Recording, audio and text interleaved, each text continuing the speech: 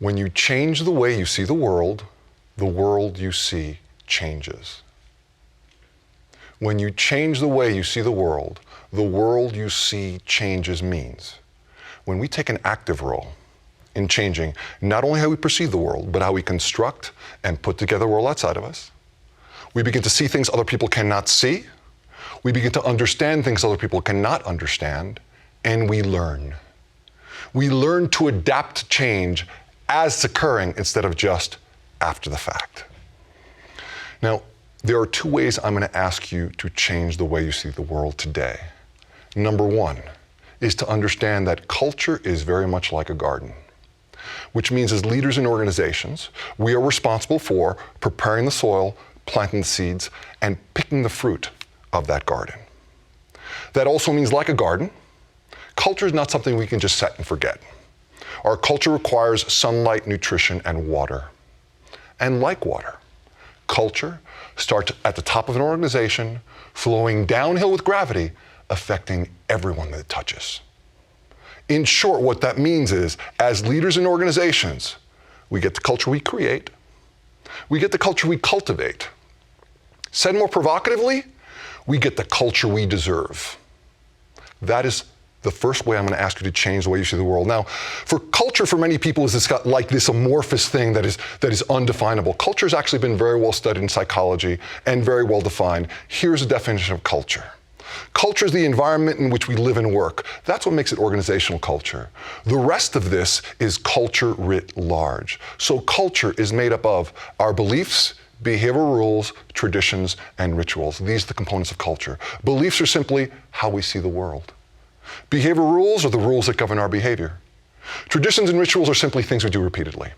This is the definition of culture I would like you to take with you moving forward. It is very well defined and very well studied. Point number one here is we get the culture we deserve. Point number two is the profit paradox. A paradox is something that does not seem to make sense on its surface, but with deeper inspection, it proves to be true. Here's the paradox. Companies that focus on profit directly make less profit. Companies that focus on culture first make more profit. That's the paradox. Stated as a non-paradox, it sounds like this. Outstanding financial performance and outstanding organizational culture are inextricably linked. And culture comes first. Culture precedes profit. Profit is a result of creating and sustaining an outstanding organizational culture. That's the paradox. Let's do the deep dive. This comes from the difference between classic capitalism and social capitalism. Because this is being recorded during a political silly season, let me start off by saying I just said social capitalism. This is not socialism. This is not social engineering. This is social capitalism. It's called social capitalism because it has learned to use primary human drives to motivate behavior and performance. So think about social networking and social media. They leverage primary human drives. Just for understanding, for definition, classic capitalism was codified in a book called Wealth of Nations, written by Adam Smith, published in 1776. Let me be clear here, I did not just misspeak. I did not say 1976, I said 1776. This is a business and economic model that's been around for more than 200 years. In Wealth of Nations, Adam Smith endeavored to explain the success of the Industrial Revolution. So he created a mechanistic model in which he said it is the role of owners and investors to create a machine of business using what he called the three factors of production, labor, land, and capital, to create a machine of business. And when the front end up is where the front end of that machine, you put capital, you run it through the machine of business, and out the back end pops profit, which is then returned to owners and investors, otherwise known as shareholders. So in a classic capitalism model, it is the shareholder that determines decision making. Social capitalism is different. Social capitalism, if you look in the literature, is synonymous with a couple of other terms you might have heard. One is conscious capitalism, the other is conscious business. These are three terms that were all published in three different books for the first time in 2006. So we're talking about a model of business that's only been around for about 10 years, only been codified for 10 years. The term social capitalism Comes out of a book called Firms of Endearment, written by Raj Sisodia. Firms of Endearment codifies social capitalism companies as companies that build a culture first, which does primarily two things. They understand it is the role of owners, investors, and leaders in the organization to build a culture first, which does primarily two things. Number one, it balances the needs of all of your complex constituencies, otherwise known as stakeholders, not just shareholders. A stakeholder is anyone who comes into contact with your product or service. So, business partners, suppliers, employees, customers, shareholders are a stakeholder, but not your only one. And by extension, community, society, and the environment. All stakeholders in your organization. Number one, we must balance all the needs of our stakeholders. Number two, no one stakeholder should be allowed to profit at the expense of another. So, social capitalism companies do not beat down suppliers to take profit. That is a classic capitalism decision. Social capitalism companies do not beat down employees' salaries to take profit. That is a classic capitalism decision. Many companies say they operate with a classic capitalism philosophy. So for this presentation, and in the book of the same title that I have called Culture Trumps Everything, I've studied a specific set of companies. When you see classic capitalism, I'm talking about these 11 companies. These 11 companies were the companies that were identified in a very popular business book published in 2001 called Good to Great, written by Jim Collins.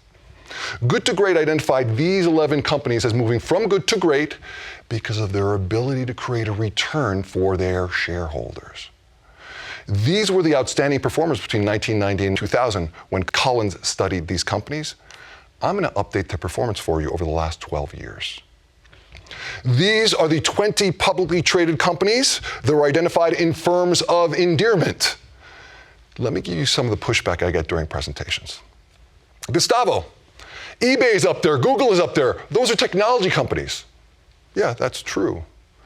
Johnson & Johnson has been around for more than 100 years. Harley-Davidson recently had their 100-year anniversary. Caterpillar is almost 100 years old. The fact is that while social capitalism was only codified in 2006, there are companies that are in very mature industries that have been using its tenets for well before it was codified. These are the 10 privately held companies that were identified in Firms of Endearment. This is the money slide. I want to spend a couple of minutes here because this is where I often get pushback. What I often hear off the top, Gustavo, culture and social capitalism is a nice to have, but classic capitalism outperforms social capitalism in short-term periods of time. That statement is factually not true. The data on this slide starts in January of 2004. So 1 year out, January of 2005, social capitalism companies are already outperforming classic capitalism. Let me take a step back. Let's look across the top of this slide. You have the three major market indices, the Dow, the S&P, the NASDAQ. When you see that yellow bar, that is classic capitalism. Those are the good to great companies. When you see the orange bar, those are the social capitalism, the Firms of Endearment companies, just so we're all clear. So 1 year out, social capitalism are already outperforming classic capitalism. 3 years out, 2007, they continue to outperform. 5 years out, 2009, whoa, look at that. What was going on in January of 2009? The Great Recession. It was the meltdown. Here's the next pushback. Gustavo, social capitalism companies did more poorly during the downturn. Classic capitalism companies look much better during the downturn than social capitalism. Gee, what do classic capitalism companies do during a downturn? They slash and burn. They cut staff. They hoard cash. That's why they look better. Here's what you won't see anywhere else. Look at year 6, January of 2010. Social capitalism companies come back much more quickly than classic capitalism companies. Here is the point I want to emphasize. Social capitalism is not charity. Social capitalism companies do not give up financial discipline. They do not give up financial metrics. And there are times where they do indeed cut staff, but they do it as a last resort. Social capitalism companies do everything they can that's possible to hold on to their staff so they are prepared to keep their capacity to turn around. That's one of the key differences between social capitalism and classic capitalism. January 2014 is 10 years. January of 2016 is 12 years. Social capitalism companies outperform classic capitalism companies on their own metrics, return to shareholders. This is changing the way you see the world. This is what these companies see that other people cannot see. They understand that other people cannot understand. It is what has allowed them to adapt to the change in business environment. This is what I call a meteor strike. 65 million years ago, there was a meteor strike on this planet that created the fifth great extinction, the extinction of the dinosaurs. Most of them. Birds, lizards, frogs, all forms of dinosaurs that existed 65 million years ago. The ones we have today are the ones that could adapt to the change in context, the change in environment. This is the change in business context and business environment that's been going on. We have data going back at least 20 years. So Sodia's book starts his data in 1995, so at least 20 years. This is changing the way you see the world. This is why social capitalism companies are outperforming classic capitalism companies. A question I often get is why? When Wealth of Nations was written, we were an industrial society. 88% of our GDP came from manufacturing. Today, that number is 12%. We have shifted from an industrial-based society to a service and information-based society. And in a service and information society, when we are all interconnected through the internet and technology, social capitalism clearly outperforms classic capitalism. That is changing the way you see the world. Now, in a half day and a full day presentation, we do a lengthy discussion of these factors. These are the factors that we discuss in a half day. We discuss more and do more exercises in a full day. But connectedness I discuss because it is a primary human drive. Connectedness has two components. Primary human drives are to connect and belong. Connect means to build relationships with. Belong means to belong to something larger than ourselves or have a cause. Trust is a fundamental human need if we are going to collaborate and take risks with people. Trust is made up of four components, four specific behaviors: reliability, openness, competence, concern. Quintessence is the fruit of your culture. Quintessence, like profit, is a result of your culture. Quintessence becomes your competitive advantage. It is the one thing you cannot buy, sell, trade, have borrowed, copied, or stolen. It is your competitive advantage because quintessence is what drives your employees to think, I could never work for anyone else. It's what drives your customers to think, I could never do business with anyone else. Quintessence is what gets your people to go above and beyond the goal. Your competitive advantage does not come from what you do or how you do it, or even the people you have. Your competitive advantage comes from their willingness to go above and beyond the goal. That's quintessence. Again, you cannot buy, sell, trade, have borrowed, copied, or stolen. So for this debrief, I want to give you an example of what a debrief looks like. I want to focus on cause for a couple of reasons. First, let me define cause for you. Cause is defined as meaning, significance, big picture, purpose. That's what defines cause. I want to be very clear here. Profit is not a cause. Profit to a business is like breathing to a human being. It is necessary for life, but it does not define a meaningful life. If you want to define your cause in your organization, you must be able to answer one of these two questions. How does what you do, your product or service, how does what you do change the world or change human experience in the world? That's what defines cause.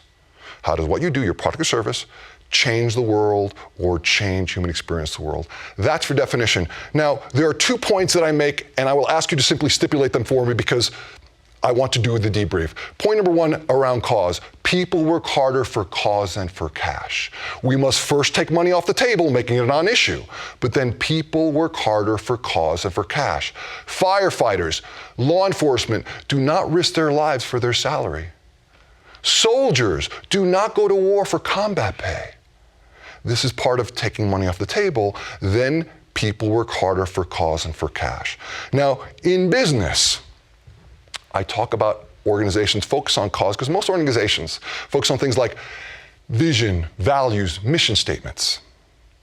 I focus on cause because Cause drives behaviors, mission cannot and does not. Let me offer you a hard-line distinction here. Mission is what you do. Cause is why you do it. That's the distinction. Mission is what you do. Cause is why you do it. Quick example here. Smith Corona, very famous typewriter company. They were driven to more than 100 years of innovation by this statement. We want to build the best typewriters in the world. That is what they did. That is their mission statement. And that mission statement drove them to 100 years of innovation.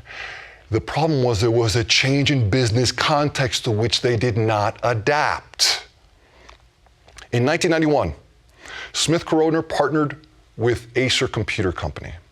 In 1992, the CEO killed the deal, saying, we're not a buggy whip industry. There's a huge demand for typewriters across the country and across the planet.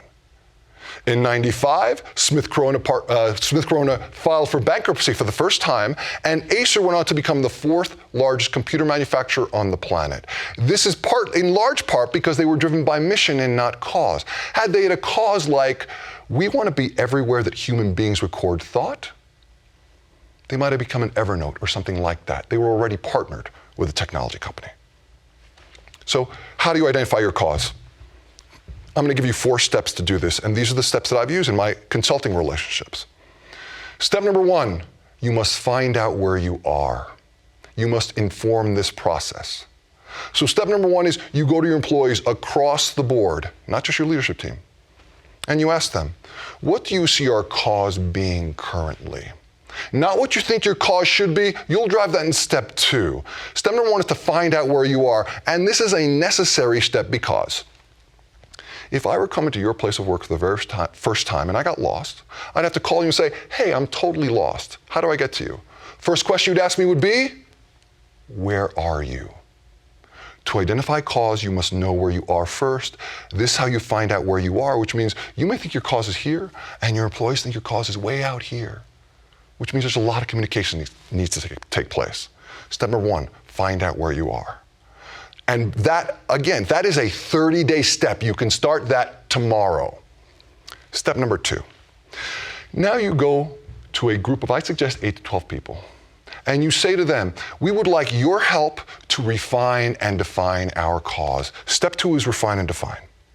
In step 2, you are using the data you collected from step 1, the thinking of these 8 to 12 people, and your leadership skills to drive the cause in a particular direction. You're the leader, drive the cause. Step number 2, refine and define. Step number 3, now you want to test your cause.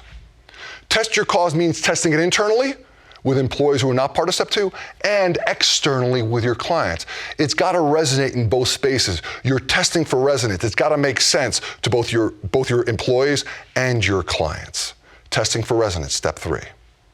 Step number 4, once you get resonance, internally and externally, step number 4, pick a date in the future and roll it out.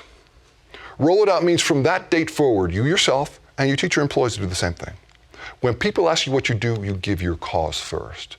This is how we change the world, change human experience in the world. This just happens to be the business we're in. So for me, this sounds like this. When people ask me what I do, whether it's in a presentation setting or on an airplane where I spend so much of my time, my response is always the same. I help people change the way they see the world. It always begs the question, really? How do you do that? I'm a professional speaker and a culture hacker. I do it one presentation at a time, one organization at a time. Cause comes first. That's how you bring cause into your culture. In closing, change is inevitable, learning is optional. Change is inevitable, learning is optional means. We began with when you change the way you see the world you see changes.